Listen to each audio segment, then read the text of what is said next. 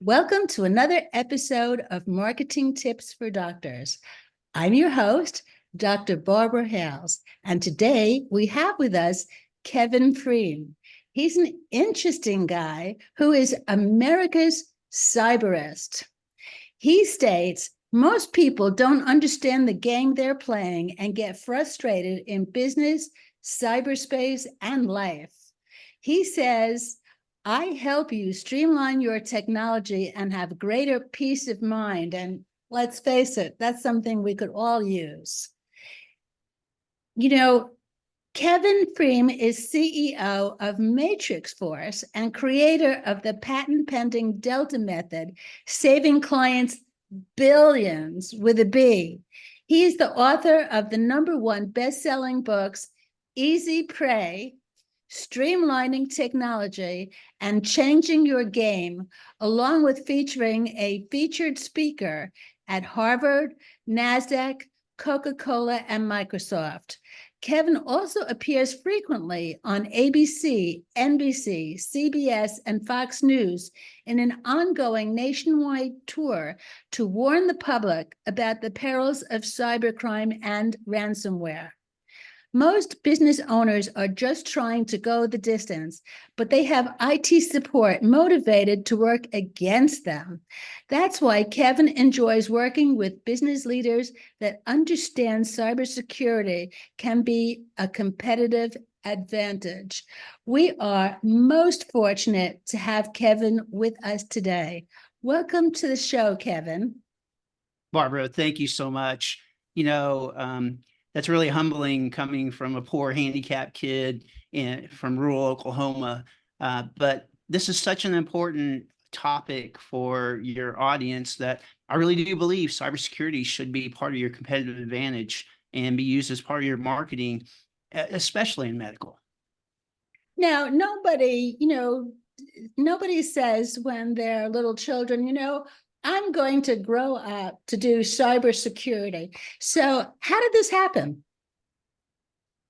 Well, I had really poor vision and had Coke bottle glasses and, a huge overbite.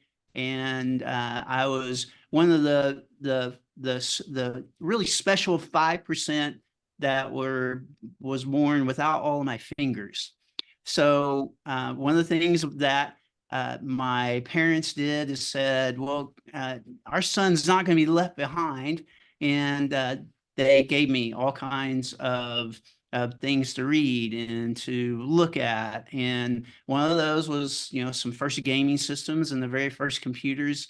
And I really love strategy. I love creating things. And, that was something where you really didn't have to look like everybody else to be really successful on a computer. And, the rest is history. Yeah, look at you, handsome devil now. Well, that's been a long story as well. Tons of glasses and then, contacts and then even laser eye surgery. And 2 years ago, I had a full facial reconstructive surgery with double jaw surgery. And so quite literally, I died to get this face. I went in for the surgery and they did have to revive me. It was, a 4-hour surgery. And then I had 8 weeks on a liquid diet where I had to get any sustenance through a syringe and couldn't blow my nose. So it was really made me an expert at change. And of course, that's my new #1 best-selling book is Change Your Game. And one of the things I go around and helping people like your audience take those examples and experiences and utilize them in their own lives. Several years ago, there was something that came out called ransomware that nobody had ever heard of before, but certainly made every hospital in the country and every healthcare professional shake in their boots when they were told that the computer information was being stolen, and that the only way to get it back would be to pay millions of dollars, and that essentially it was being, like hijacked and being held for ransom, which nobody had ever heard of before, and something that we all worry about now. So if something like that were to happen, like, especially for a hospital that has millions and millions of charts, do you recommend that they pay the perpetrator, or do you recommend that they stall them while they try to do something? I mean, what is the approach that you recommend? Well, you have to be ready for it. And you're exactly right. Still today, a lot of people don't know what ransomware is. And I like to say it's the worst thing that can happen to you on a computer. Basically, bad guys encrypt all of your files so the computer won't even start up right, and you have no access to your data. So basically, you're dead in the water. No internet, no email, no data whatsoever. And what you have to do is you have to actually disconnect from the internet, and then you have to look at your options, and really your only options are to quickly eradicate things. So you have to format everything and then restore from backup. And that's that's a really painful process. If you do have a backup, you still lost all that time. And in Oklahoma, where I'm from, in 2016, it was really common for over 1,000 companies to be infected with ransomware every month. And that was about the average across the nation. And that's where I said, wait a minute, I can't be doing this. We could get people up and running, but they would lose 2 weeks, and we would lose massive amount of time and loss ourselves. So I got together with 20 other cybersecurity experts from all around the world, and we wrote Easy Prey. And that's what really got me invited for Harvard and the NASDAQ, and then going around and doing a ransomware quiz on national TV. And the short of it is no, you shouldn't pay the ransom because you have little or no expectation of getting your data back. And even if you do pay the ransom, there's no assurance that you're actually going to get all your systems up. Generally, if you do get a key from the bad guys and you have no idea when they're going to come and give you the information, then if you get access to the systems, it's usually a one-time shot, because the first time you try to restart the systems, they usually won't start up again, and then you're back to the same place. Do these bad guys ever get caught? Very rarely, almost never. And that's the other part of it is it is paid in Bitcoin. So you have to be prepared ahead of time with all the contingencies. And that's what I like to, get people in the position of is, do you have a ransomware drill that you run through? And here's all the things that we do. Do you already have an incident response page on your website that's already there? And all you have to do is upload a PDF rather than having to think about all this kind of stuff, and who do I contact, and who's on the list, and what's the most important system. All that stuff should be covered in regular incident response that you do ahead of time, and then you practice that. And then if the worst happens, you're ready and you already have things in place and know what to do, and you don't get stuck having to pay the ransom. Because that's the flip side, right, Barbara, is generally if someone penetrates your system and hacks in, they're there for more than 45 days. And the average actually in the industry is 123. And in all that time, they will usually go and manipulate your backup so it looks like it's running, but it's not. And so you really don't have a backup. And that's why so many organizations get stuck, because they don't have any contingencies in place, or have even gone to the next level to be able to look out for the stuff. So it's a huge deal and continues to be. So if a group is fastidious about doing a backup every day, and the backup is not infected, can they be reassured that they can disengage from the bad guys and then just put back the backup that they had? Oh, absolutely not. As we saw with the MGM breach earlier this year, and that's a big point. Most people don't know the difference between a breach and a hack. A breach is an unintended disclosure of confidential information. A hack is when a bad perpetrator actually takes advantage of a vulnerability and gets into a system.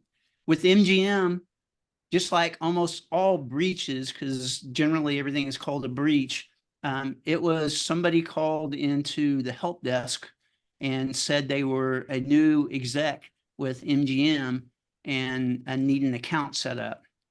And people are people. All this makes common sense, and after you've heard it once, but the help desk operator set up an account for someone they didn't know, who obviously just looked on LinkedIn and made up a LinkedIn profile.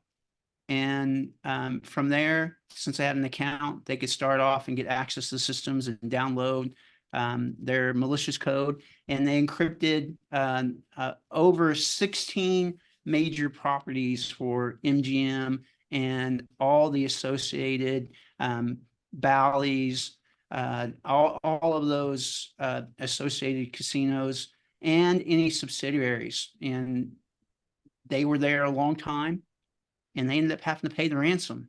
And that's where none of your clients want to be. No, I should think not. I mean, this is really, really scary stuff. So do they hire you to come in and do a drill with them and a checklist, or do you teach people how to avoid having ransomware attack your system? How does it work with you? Exactly. The difference with that we come in with the Delta method is we invert everything. And you take any kind of evidence and you prepare that right up front.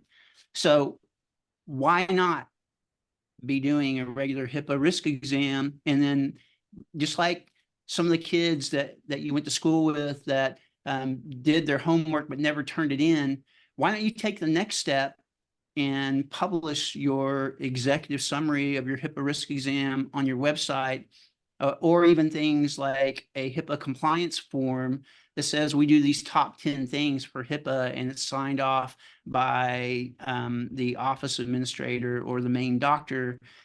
And then, oh, by the way, we already have an incident response page. If something happens here, and if something does happen, we're going to upload a PDF of exactly what did happen, but it explains what our process is for handling it. And then if you do an actual drill, you'll find out lots of holes really quickly. And you have a work plan each year of you start eliminating some holes. And the first years are some big ones, and then it gets less and less. Most medical practices don't have any kind of alerting or management in place to even notice if something's going wrong. No, So absolutely not. by the time you wait for backup, it's too late. Yeah, absolutely not. And to tell you as a patient, it's something that I would feel, really very comfortable knowing that anything that was secure about my personal data was not going to be out there on the dark web. Wouldn't that be great if you went to looked up a doctor's office or a medical practice, and not only did they do really good stuff with patients, but they also were in line with HIPAA, and they had never been on the HIPAA wall of shame at the Office of Civil Rights that you can never get off of. Really? And that's the other thing, is you can look up by state and see You can never get off that list. You can go back by time, and maybe time heals all wounds, maybe, but you could still be found out there. And the average HIPAA fine is $1.5 million average, even for small practices. And so it could break the bank. But a lot of doctors, I think, are a little bit naive and also don't believe this happens. I don't know if you get that feedback at all. Well, I'm sure that the whole idea of it is really just foreign language. I don't think that with like all of the fears and all of the worries that are going on a daily basis, the fears that you're talking about really don't even come into play. I get that as well. I have some doctors that look under the table and then look at me and go, Kevin, I don't see any HIPAA police around here. No, Beretta or but whoever it obviously, is not yeah. coming after me. And that's when I have to explain is no, they're not actively going to show up your door and say we're going to come in and do an audit. There's going to be some kind of breach or some kind of complaint from a competitor or from a disgruntled patient. And do you know what, Barbara? Do you know what a whistleblower gets for turning a organization in to the Office of Civil Rights for HIPAA violation? No, what Take a guess. 1.5 million? They get 25% of whatever the fines are. Wow. So do you think in a disgruntled employee or a disgruntled patient or, a vendor that's working with you that says, hey, you're not doing general business practices for HIPAA? Do you think they would be kind of motivated to do that? It's a huge deal. And, even the flip side of that is a lot of people will say, well, Barbara, I have cyber liability insurance. Do And of we? course, yeah. And Do most doctors have that? they're starting to, and it's the same thing. There's no silver bullet. And what's misunderstood is if you're not doing the basics for HIPAA, then there's a specific section that's buried in all these policies that are client responsibilities that you're doing all these things. And they actually have a questionnaire that's getting to be about 100 questions now. That's really If the doctor specific. doesn't do that, then the insurance is null and void. Exactly. Because if you're just going down the list and say yes, yes, yes, yes, yes, then it's fraud, right? And the flip side of that is insurance companies obviously don't like to pay, and they're coming to organizations like Matrix Force and saying, can you run some external scans to see if they're doing the minimal stuff that we've said on the questionnaire? And when people don't, then they're denied even getting insurance right up front, or it's 3 times the fee, for the premium. Do you have this checklist, or this checklist varies depending upon the insurance company? On our website, we have cyber risk. If you'll go to matrixforce.com/cyber risk, there's an example traveler's insurance questionnaire, for instance, that shows that. And the reality is part of what you're required to do is have an annual vulnerability scan. That's a small part of just having a risk exam. So, Barbara, as a former doctor, I bet you encouraged your patients to have an annual physical, right? Of course. And as part of that, then you looked at the chart and there were certain things that you had to explain that maybe I didn't understand. This is the same kind of thing that doctors need to think about for their practice. A vulnerability scan does just that. There's certain things that maybe you don't want to eat all your vegetables or whatever the other things are, or there's certain things that this is the way we do business and I'm going to accept the risk. Well, at least you know. And that's the whole thing around this. And instead of just a cost of doing business and here's some report somewhere, let's actually use this to improve our practice. Yeah, absolutely. So this would be our anal exam. Exactly. Exactly.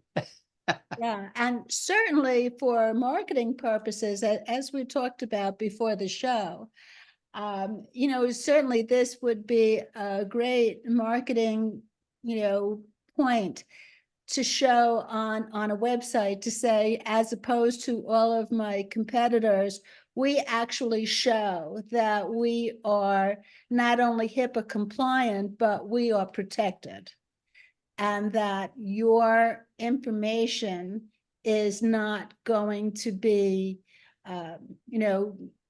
out there because we are not going to be breached. Well, you can never say never, but you can definitely put your best foot forward and say, hey, we're doing all these things, and have it regularly checked. And that's, even for cybersecurity, do you know how many cybersecurity firms actually publish their own third-party risk exams and third-party vulnerability scans and their own compliance forms? Almost none. And then how do you look them up at Microsoft or wherever they're at? Less than 3% of our industry is vetted. But HIPAA's been around since 2013. Why doesn't every medical practice have things like that? Here's our executive summary of our risk. Here's a summary of the vulnerability scan. Here's a link to our vetted IT support that does the same thing. Because out of all of the HIPAA violations on the 80-20 rule, 80% are not covered entities. They're not a medical practice. It is their electronic medical records platform, or it is their IT vendor that's not vetted, since 97% of them aren't. And They're not? they are not. Only according to the IRS and the FTC, only 3% of IT firms in the US are vetted by Wow. government and industry authorities. Wow. So it's not only, if you're a doctor, it's not only your medical practice, it's all your business associates that you are responsible for. And if you're not doing a So, risk yeah. exam and asking business associates, where's your risk exam and where's your business compliance form, then you're violating a big part of HIPAA, and you're responsible for knowing that. So when you are, shopping around for the best electronic health record system for your practice, you should be saying to them, are you vetted by the government? You should be saying there's two things. It used to be in the old days of, oh, do you have a business associates agreement? And people would say, oh, yeah. And it's like, no, today you need to have evidence. And that evidence is you have a third party that does a risk exam, and they should be able to provide an executive version of that, so there's not a lot of privacy details in it. And then secondly, there is a HIPAA compliance form to fill out, like I mentioned before, that the top 10 things of, yes, we do data breach training, and yes, we do, have these policies and procedures, and yes, we do a disaster drill, all those kind of things, those top 10, a officer in that organization signs off on that and puts their money where their mouth is. Because otherwise the practice is totally liable. If the practice is doing what it's saying and there's fraud from a business associate, or if they're not doing what they're saying, then guess who's going to bear the brunt of the fine? It's going to be the business associate. And you have some capability for the practice then to recoup some of their losses. Scary stuff. So let's say, as a doctor, I am your client. Do you come to my premises, or do you just scan everything virtually? No, it's twofold. We do an on-site analysis and then create a system plan from that. And then We have a risk exam that we run through that's questionnaire, and we help and develop the evidence for those. And then thirdly, we do a vulnerability scan and go over all that with you. And you come out with those really 5 deliverables. You end up with a risk exam, the executive summary, the business compliance form, the top 10 policies and procedures. You got a system plan now, so you're independent from your IT, and you have a work plan for next year. Okay, which is all great. But the next question I have for you is that all of the computer hardware is not only generated from the office itself, we have hookups from hospitals and laboratories. So do you check those out as well, or do you recommend that we don't connect with them? I mean, how do we handle that? In the old days, and people still think this way, I used to have to send a team and a special piece of equipment and ask for all kinds of accounts and authorization and credentials. And it would take a week or so to run, and we'd be disrupting the practice and then come back and have the results in a couple of weeks. The technology today is literally that I can send an email to 3 or 4 people in your organization. It will scan external as well as internal of your network and tell you the vulnerabilities in your cloud, in your remote, and in your office all at the same time. And it gives you an idea. It starts answering those questions of maybe we shouldn't be connecting some of these things remote, or these are some things we need to turn off. So is it possible to just connect to get lab results, and then when we're not actually searching for lab results, to keep it disconnected? Correct. Everything today, encryption is the only safe harbor for a data breach. Everybody should write that down. And you should have an encrypted connection to everything you do through a VPN. And then, yes, when you're disconnected, there shouldn't be any kind of attack plane for that. And access should actually be blocked. Mm-hmm. And do you also set up encryption for our cell phones for text messages as well? Insurance companies will ask you, that'll be one of the big questions, is do you have encryption? And people will say, well, I think so. I think Microsoft has it. And they'll say, yes.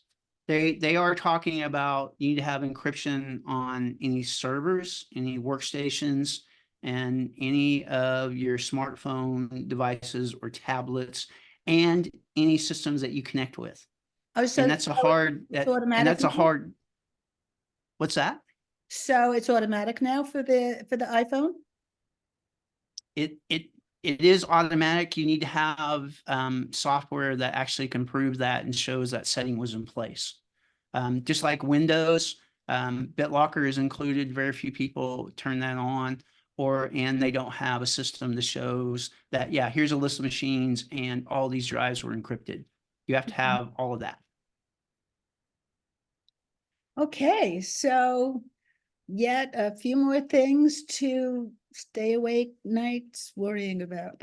But Well, once on the it's done, we'll be able to marketing sleep level, again. that's why you start out with the risk exam, because then you have all that evidence and you have a peace of mind, and you guys say, hey, there's a piece of software that's actually monitoring this and can spit out a report at any time. And some doctors like to go and look at it because they like data and they like shiny things and seeing the different objects, and some don't and just want to have the peace of mind for that. And that's what good cybersecurity does, because it's also lowering your cyber liability insurance when you have all of these things. Okay, so let's say I'm the type of doctor that says, okay, I'm now your client, and I'm also not interested in checking up every day to see like what's going on with that. I have the other stuff that I want to do. So I'm relying on you as my be-all to be monitoring that for me, and that if there's a breach, that you'll be able to detect it right away and take care of it, or let me know. And so is that correct in my thinking? Kinda. It's just like when I interviewed Dr. Oz. One of the things that I asked him is, as he was running for Senate, is, what do you think and how do we step up to prevent what Warren Buffett calls the biggest threat than nuclear war, which is cyber terrorism, cyber attacks, and cybercrime. And he had a really interesting answer for me that I use regularly. He said, I had dinner with some prominent cybersecurity people, and they said, definitely don't pay the ransom and, get prepared right up front. But the biggest thing he said is 97% of all breaches are from the person who's at the keyboard. And everybody has to be responsible for their own use on a computer. And that's exactly right, is I can't protect you from yourself on the computer because you're making all the decisions and you're pressing all the buttons, but I can help you avoid loss and improve your operations. And yes, we're looking out if something does happen, but it's you're just not off the risk scale, and you're responsible regardless. And that's coming full circle, is we're now seeing um, uh, CIO of Kaseya, for instance, is or excuse me, the CIO of SolarWinds is now being federally prosecuted for fraud for not filling out a risk exam properly. So it's a huge deal. Well, this has been an absolutely fascinating episode. Can you give us two tips that our listeners can implement right away to protect themselves, or to see about their system now to show that they are woefully in need of correction? Well, one tip is if you're a medical firm with 25 users or more, then we have a free vulnerability scan and penetration test. It's usually $10,000 that we're able to run to be able to protect organizations like that and give them an idea. That would be one thing, and that's at matrixforce.com/cyberrisk. That And is then a great gift. Thank you so much. for every user, um, it's called multi-factor authentication or two-factor authentication. All it means is password protection. If you'll go to security and settings in any app, including all your social media, it needs to be turned on, because generally password hacks are the biggest way that people are attacked, and still less than 65% of online accounts have two-factor authentication turned on. Right. Wouldn't you recommend that any social media not be done in a medical practice anyway? That if you're going to be using social media, that it should just be home and not have anything to do with the actual practice?